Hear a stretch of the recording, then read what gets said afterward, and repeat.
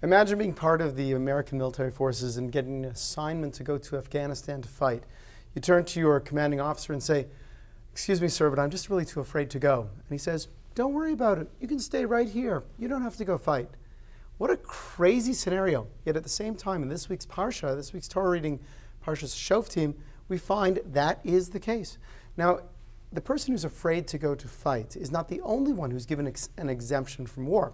It might be a person who's recently married, perhaps they built a house and had not yet had the chance to live in it, or someone, yes, who even planted a vineyard and has not yet reaped the fruits. So the Talmud asks the question, how could it be that all of these people would have an exemption from going to war? And the response is that in those days, people were afraid not just because others had a more sophisticated weaponry. People really felt that when they would go to war, they would be successful if they had divine protection. And what entitled a person, so to speak, to divine protection was his ability to be righteous. So the reason a person would be afraid would not be because, oh my goodness, the bad guys are really big and strong.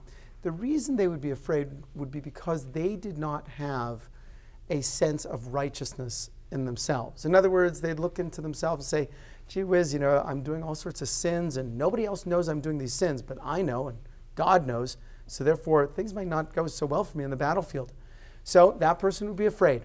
In order to protect the dignity of that man, the sinner, the Almighty allowed for exemptions for a whole host of other people.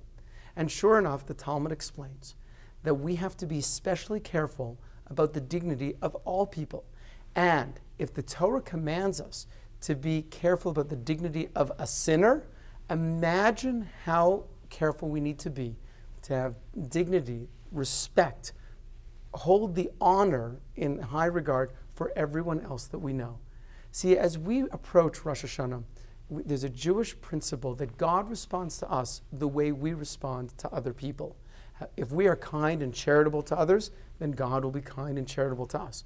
And in this week's Torah reading, we are taught to have a special high regard, take care of protecting another person's honor, even a person who's not perfect, even a sinner, and all the more so everyone else who really isn't that bad to begin with.